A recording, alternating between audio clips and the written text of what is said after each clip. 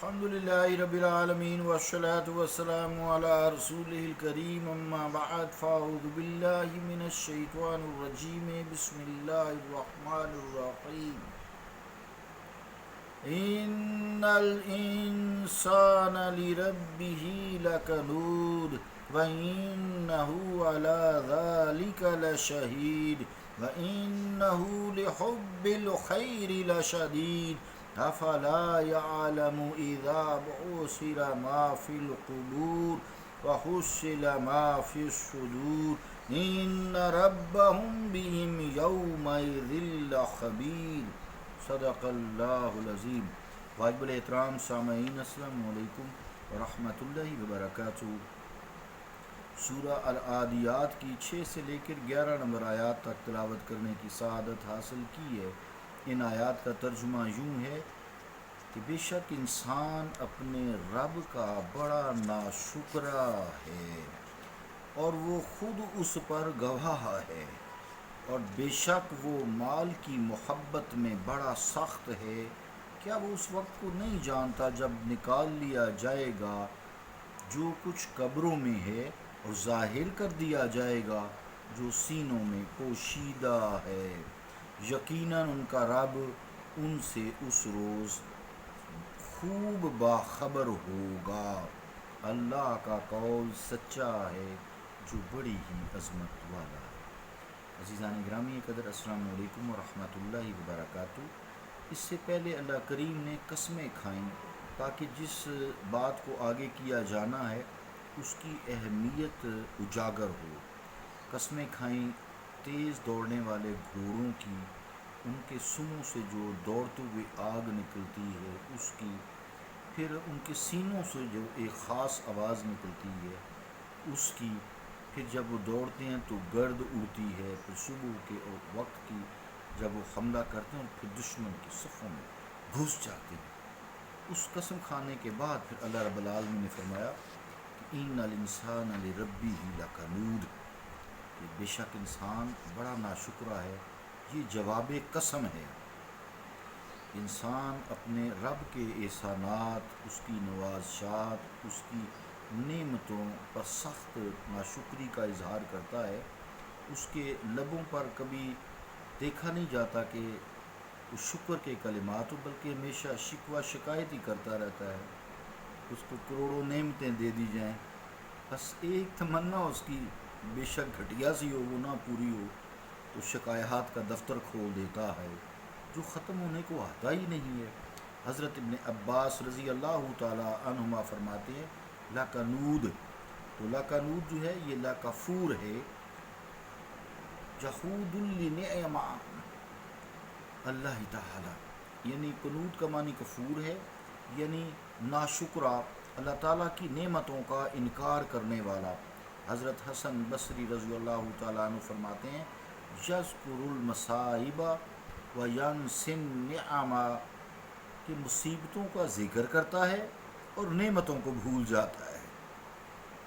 القنوط الذی ینفق نعم اللہ تعالی فی معاصی اللہ، یعنی جو شخص اللہ تعالیٰ کی نعمتوں کو اس کی نافرمانی میں خرچ کرے اس کو کنود کہتے ہیں۔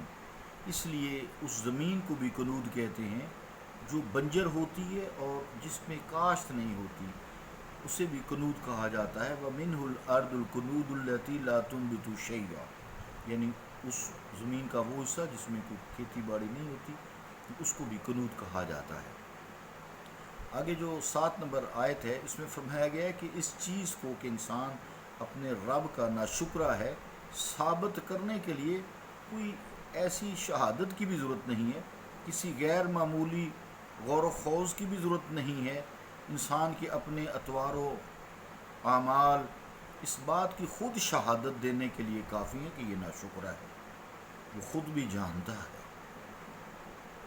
آگے جو آیت نمبر 8 ہے، خیر ہے اس کا لفظ، تو یہاں خیر سے مراد مال و دولت ہے، جس کی محبت میں انسان گھومتا پھرتا ہے، سونگتا پھرتا ہے کہ کہیں سے مجھے مال میرے ہاتھ آ جائے، چاہے جائز ہے چاہے ناجائز ہے. تو گناہوں کا یہ سیل بے پناہ، مظالم کی آندیاں، مزدور اور سرمایہ داروں کے درمیان یہ خون ریز تصادم، سب کے پیچھے، اس کے پردہ کے پیچھے یہی دولت کار فرما ہے جس سے انسان بے پناہ محبت کرتا ہے، اور لالچ، حرص، طمع کار فرما ہے. دوست دوست کو لوٹ رہا ہے، بھائی بھائی کا گلا کاٹ رہا ہے. ہم اپنے فیملیز میں یا ادھر دیکھ سکتے ہیں، انسان انسان کے در پر آزار ہے، در پہ آزار ہے انسان اس کے. یہ سب کچھ دولت کے لالچ کے باعث کی وجہ سے ہو رہا ہے. تمام تعلقات، تمام دوستیاں، تمام رشتہ داریاں دولت کے تلسم ہو شربا کے سامنے بے معنی ہو کر رہ جاتی ہیں. انسان کا عمل اس بات کی خود شہادت دے رہا ہے کہ اس کو جتنی ہوس، حرص، لالچ، طمع، سیم و زر کی ہے، اس کی دل میں جتنی چاہت دولت و ثروت کی ہے، اتنی اور کسی چیز کی نہیں ہے. کیونکہ دولت سے ہر چیز جو ہو جاتی ہے. زن زر زمین ہوتا ہے نا، اس زر سے ساری چیزیں آ جاتی ہیں. اس کے حصول کے لیے جو انتھک محنتیں کرتا ہے، رات دن ایک کیے ہوئے ہے، اپنے وطن تک کو چھوڑ دیتا ہے، اپنے بیوی بچوں کو یہاں چھوڑ دیتا ہے، پھر ان کی جان مال عزت بھی دو پر لگا دیتا ہے. یہ جو باہر جاتے ہیں نا کئی سال تک، خیال رکھیں ذرا پیچھے کیا ہو رہا ہے. سارا کچھ ضائع کر دیتے ہیں، بڑا کچھ ضائع کرتے ہیں، بس اتنا ہی کافی ہے. اپنی آسائش سے دستکش ہوتا ہے، اور بسا اوقات اپنی عزت و آبرو کو بھی خود اپنے ہاتھوں سے خاک میں ملا دیتا ہے. دولت کے پیچھے باہر جو چلا گیا، یورپ چلا گیا ہے، ادھر اللہ وہی ہے، ادھر بھی وہی ہے. چونکہ میں ڈاکٹر ہوں، میں روز یہ مسائل سنتا رہتا ہوں، اس لیے یہ بات تھوڑی سی سخت کی ہے. اور اپنی زندگی کو طرح طرح کے خطرات سے دوچار کر دیتا ہے، اس کی اور کہیں مثال نہیں مل سکتی. یہ شخص جو دولت کے جنون میں اپنی روایات اسلامک اور اقدار کو بڑی بے دردی سے پامال کر رہا ہے، 9ویں آیت ہے، اپنے رب کو بھولے ہوئے ہے اور اس کی مخلوق کو بھی طرح طرح کی تکلیفیں پہنچا رہا ہے. کیا اس نادان کو اتنی بھی خبر نہیں کہ ایک دن آنے والا ہے جب اسے قبر سے نکال کر حشر کے میدان میں لا کھڑا کر دیا جائے گا، اور اس سے اس کی دنیاوی زندگی کے بارے میں سختی سے باز پرس کی جائے گی. اس سے بڑھ کر زیادتی کیا ہے کہ انسان یہاں بیوی بچوں کو چھوڑ جاتا ہے. بیوی کو کس کے سر پر چھوڑ جاتا ہے؟ دیگروں جیٹھوں کے ہاتھ میں دے دیتا ہے، وہی اس کی دیکھ بھال کرنے والے ہیں. یہ مسائل ہیں، یہ بڑی لمبی ایک کہانی ہے، بس چھوڑ دیں اس کو، میں ادھر ہی رہتا ہوں. عزیزان گرامی قدر، 10 نمبر آیت میں جو ہے وہ وَحُصِّلَ مَا فِي الصُّدُورِ، تو کہا اس حوالے سے قال ابن عباس حُصِّلَ ابرزا، یعنی اس معانی کا ظاہر ہونا، اس کا معانی ظاہر ہونا جو چھپا ہوا ہے سینے کے اندر. پہلے انسان خواہش کرتا ہے نا، تو قیامت کے دن صرف اس کے ظاہری اعمال ہی کی جانچ پڑتال نہیں ہوگی، بلکہ اس کے ارادوں، اس کی نیتوں، اور اس کے قلبی جذبات اور باطنی کیفیات کی سب آشکارا کر دی جائیں گی. اور ہر ایک کو پھر پرکھا جائے گا کہ اس نے جو کچھ کیا، اس کے پس منظر کون سے جذبات کار فرما تھے، کس نیت سے اس نے یہ سارے کام کیے ہیں. اس کے کیا گھنونے مقاصد تو نہیں تھے جن پر اس نے حسن بیان کی ریشمی غلاف چڑھے ہوئے تھے. اپنے حسن بیان سے یہ جو پوشاکیں اور یہ تشمش اس نے نکالی ہوئی تھی، اندر کچھ اور تھا، ظاہر کچھ اور تھا، باطن کچھ اور تھا، جلوتیں اور تھیں، خلوتیں اور تھیں. یہ سب ظاہر کر دیے جائیں گے. وَحُصِّلَ مَا فِي الصُّدُورِ، یہاں خانہ دل میں کوئی چیز باقی نہیں رہے گی.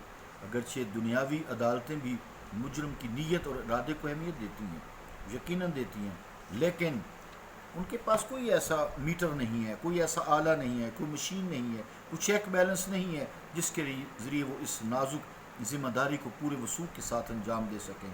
یہ کام صرف اللہ کی عدالت میں ہی ہو سکتا ہے اور بخوبی انجام پا سکتا ہے. اس لیے عدالت کے فیصلے سراسر حق ہیں. اس عدالت الہی کے عدل و انصاف کے ادنا سے ادنا اور نازک سے نازک تقاضوں کو بھی پوری طرح پورا کیا جائے گا۔ آخری آیت جو 11 نمبر ہے، اگرچہ اللہ تعالیٰ آج بھی ان کے حالات سے پوری طرح واقف ہے، لیکن اس روز ان کے حالات پر اللہ کی آگاہی اور باخبری کی کیفیت بالکل جداگانہ ہو گئی۔ اللہم انا نشہد انک خبیر بما فی صدورنا ونشہد انک عفو کریم تحب العفو فاعف عنا واغفر لنا وارحمنا انت مولانا فانصرنا علی القوم الکافرین یا غفور الرحیم یا ربی مصطفیٰ کریم یا ربی شفیع المذنبین یا ربی رحمت العالمین اللہم صلی وسلم وبارک علی شفیع المذنبین رحمت العالمین وعلی آلہ واصحابہ اجمعین۔ ربنا تقبل منا انک انت السمیع العلیم۔